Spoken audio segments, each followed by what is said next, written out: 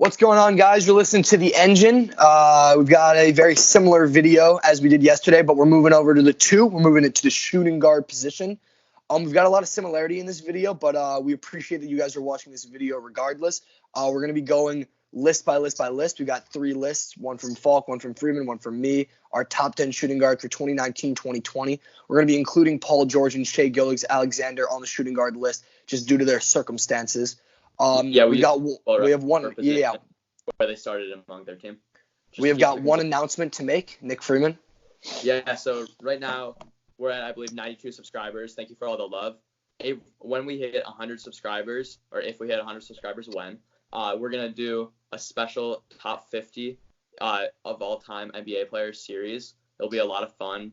Split into different videos and just settle those debates. So share it with your friends. Subscribe if you aren't. And keep up the love, so then we can have that special series for everyone. All right. Yeah. All right. And how we're going to do this is we've got our individual lists, and then we combined into one final list that we're going to go one player at a time with. So. All right. With that being said, let's no more talk. We're going to be going 10-1. I've got my list here. Number 10, CJ McCollum. Number 9, Jaylen Brown. Number 8, Shai Gilgeous-Alexander. 7, Drew Holiday. 6, Zach Lavine. 5, Paul George. 4, Donovan Mitchell. 3, Bradley Beal. 2, Devin Booker. And 1, James Harden.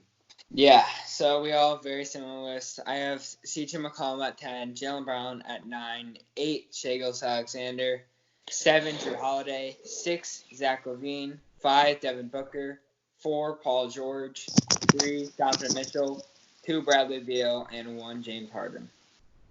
I had 10 CJ McCollum, 9 Jaylen Brown, 8 Shai Gilgeous-Alexander, 7 Drew Holiday, 6 Paul George, 5 Zach Lavine, 4 Donovan Mitchell, 3 Devin Booker, 2 Bradley Beal, and 1 James Harden. And then starting it out with the Engine's top 10, it was 10 CJ McCollum, the Portland Trailblazers. He's averaging over 22 points per game. The second option on that team, obviously, behind Damian Lillard. I've been actually a little disappointed with him this season. I'm kind of looking forward for a step up from him, and he hasn't shown that. He's still kind of a liability defensively, and I just was expecting a little more out of him than just another year scoring in the low 20s. Yeah, as we've mentioned this before, but his 6'2", 6'3" frame isn't exactly ideal for becoming a superstar player. So he's been getting a little bit older in age, he hasn't been as great of a playmaker as he was in the past. He still has that shooting, but, as Nick said, his shooting has gone down a little bit this year, so he has been a little disappointing, but nonetheless, he's still a top 10 shooting guard. He's a top, 100%. He's a top 10 shooting guard, but I just think the game's moving further away from 6'2", 6'3" shooting guards, and especially considering that his partner in crime seems like Damian Lillard's back's hurting a little bit because he's been carrying him a little bit, but Damian Lillard can do everything that CJ McCollum can do 10 times fold, and I just think that shooting guards who are 6'2", 6'3", it seems like they're stuck in the past. It's a little bit antiquated because Damian Lillard is so talented, and he's able to do everything CJ McCollum can do. So I've got a question for you guys. Is it time to trade CJ McCollum and look for somebody else? Yeah, I mean, him and Damian Lillard right now aren't in playoff picture. I mean, you might need to move on from this combo. I think you probably trade CJ McCollum, see what value you can get out of him. He can be a number one option on a bad team, but I don't really think you're getting that much more out of him. Yeah, see, the problem with that is I don't really know what you could get from CJ McCollum. Who are you going to pair Damian Lillard with? You're going to need someone a little bit bigger than him to make sure they can actually make a playoff push. So do you think it's time for the Trailblazers to completely blow it up, maybe even trade Damian Lillard? Yeah, they're in a tough cap situation, and I don't really know who wants to go to Portland. They might need to trade these guys. I don't know who would you trade Damian Lillard? I mean, if you were Damian Lillard, here's a better question. If you were Damian Lillard, where would you want to go? Where's the ideal spot? I think a place like the Jazz or the Nuggets could be the guy. He could be the guy there to put them over the edge. I would never want to be on the Nuggets. That's just a personal choice. I would never want to be on the Nuggets. I think he's better than Damian or Jamal Murray.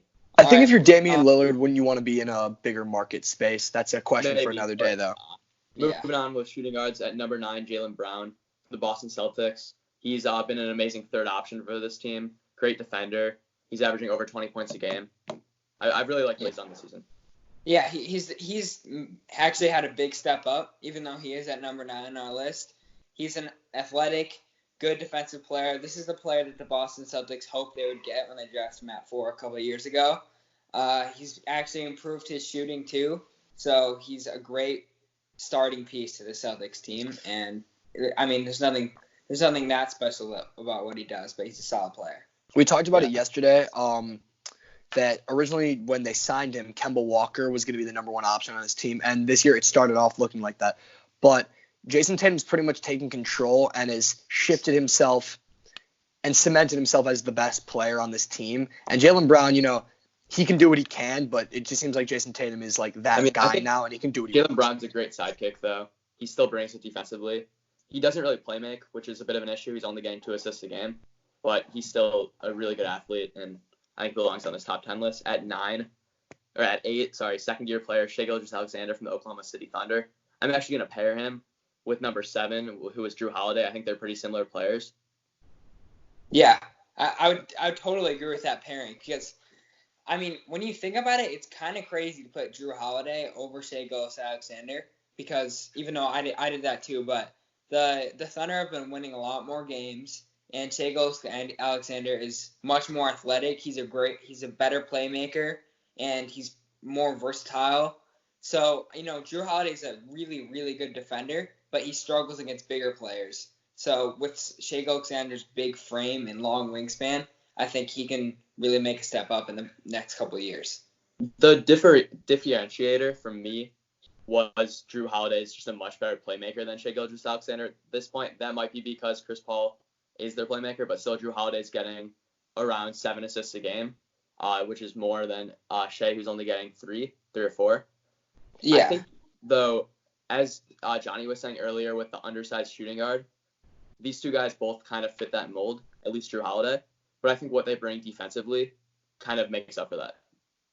Well, Shai Gilgeous-Alexander's like 6'6". He's a big, long wing, big wingspan. So I think he doesn't really fit that mold, but I think they're pretty similar in their defensive, solid scoring shooting guards. Yeah.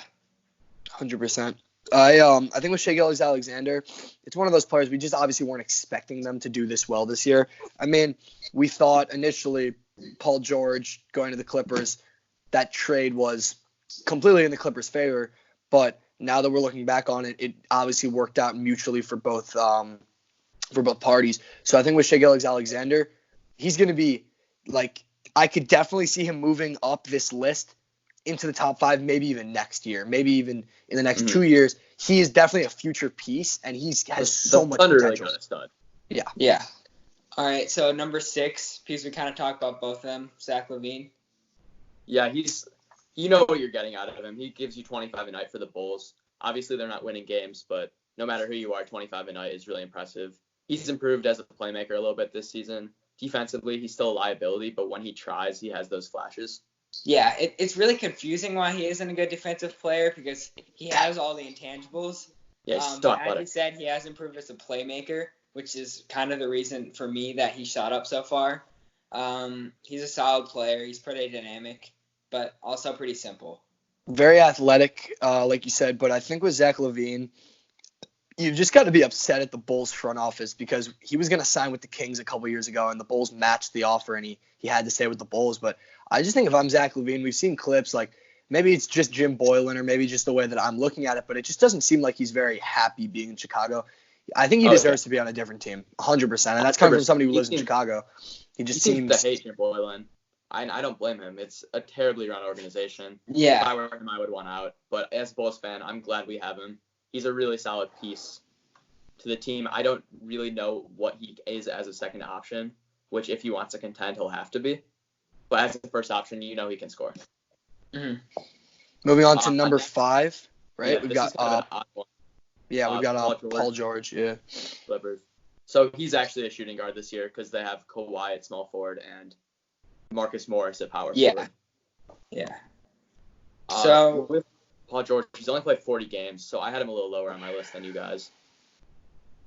I mean, that a little lower. They're basically all the same where we had basically everyone. But, I think Paul George, he didn't play that great in the 40 games too.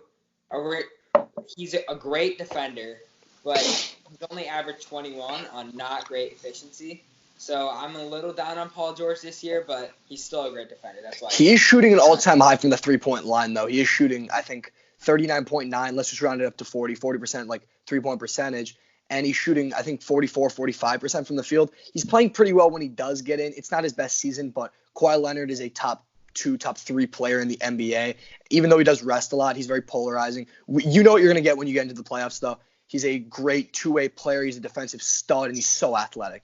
I think with Paul George, even though he's not putting up the MVP contention numbers he did last year, I think we could all agree if he was playing, or if he has played every game this year, he's the second best player on this list, besides behind who you'll see number 1, James Harden.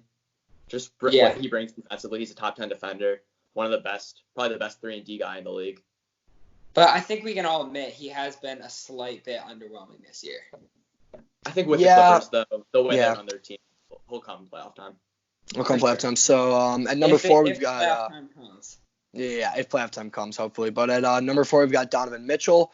I've been down on Donovan Mitchell just on a personal note, but not like because of the way he plays. I like Ben Simmons a lot, and I didn't like when people were saying that Ben Simmons shouldn't win the Rookie of the Year award, but that's just me. So with Donovan Mitchell, you've got a player who we've seen just turn into a star pretty much overnight. He's become so versatile. He's such a great player, and thank God that he fought off the COVID-19 virus. That's good news. Not trying to see any stars go down, but Donovan Mitchell has just become. Are we ready to call him a superstar? Because I think I'm ready to call him. No, not yet. He's definitely with Donovan Mitchell, I feel like he's going to get you those 20. He's averaging 24, 4 and 4. That's what he's going to be. He's a really good defender, an amazing athlete. To me, he's not flowing with potential, even though he's still super young. I think this is what you're going to get out of him as a career, but he still can be the number 1 option for this team. He's leading the Jazz to success. I really like him. Yeah, I agree with the thing you said about the potential. I think this is his max potential for his career, basically max potential.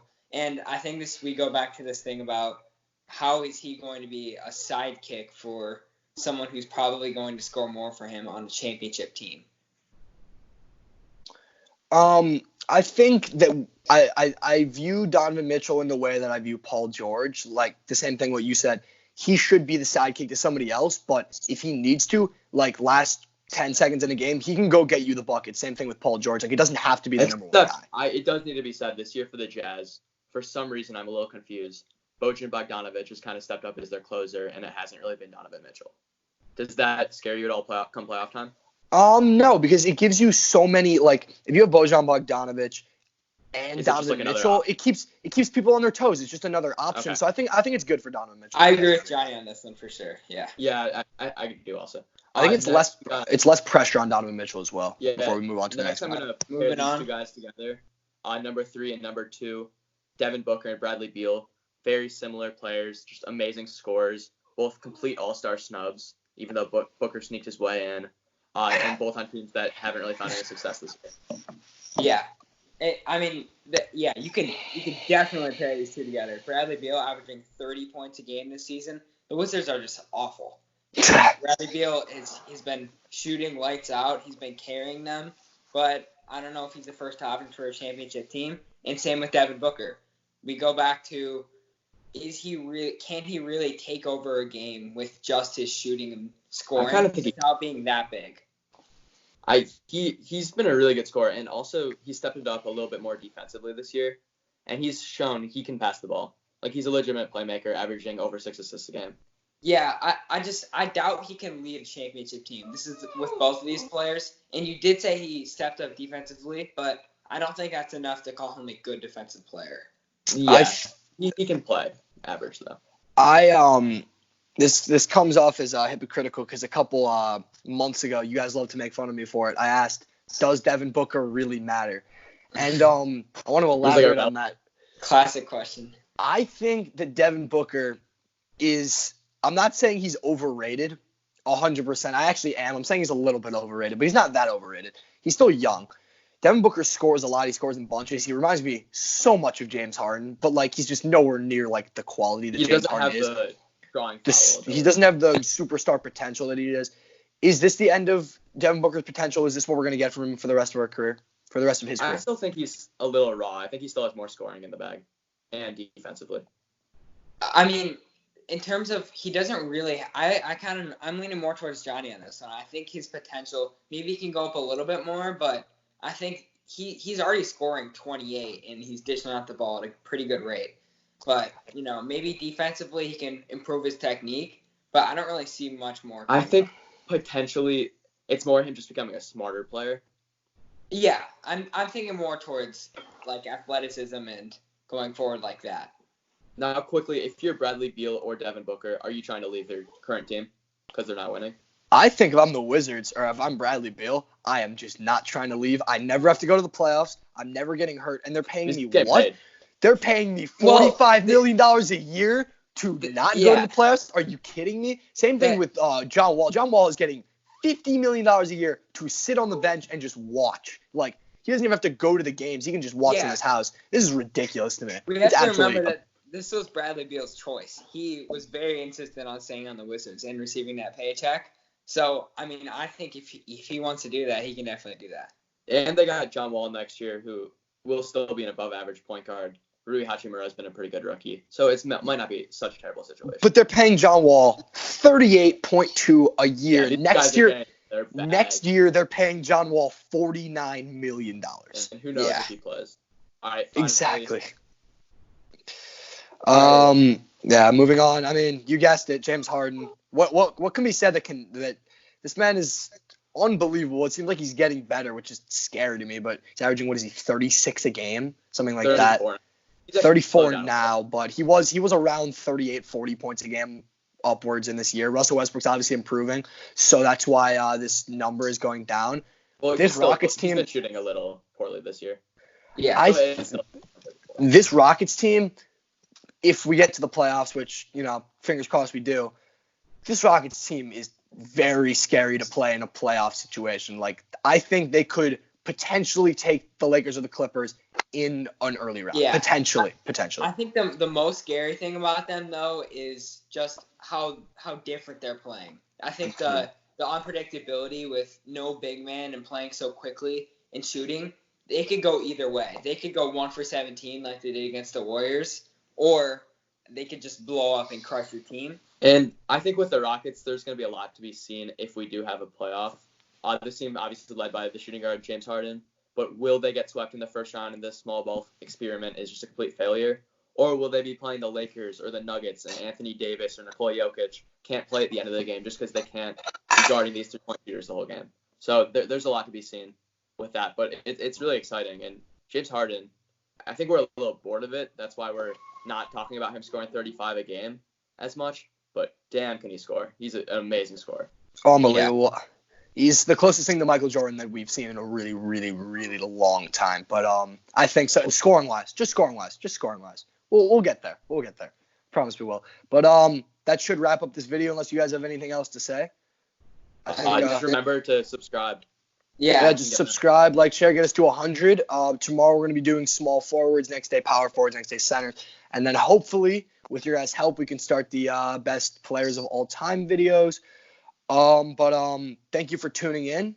We'll take video suggestions. 100% comment what you guys want to see, and keep checking out the series. Yeah, and I hope you guys have a good rest of your day. Hopefully you're enjoying your quarantine. Thank you. Yeah, thank you. Yep.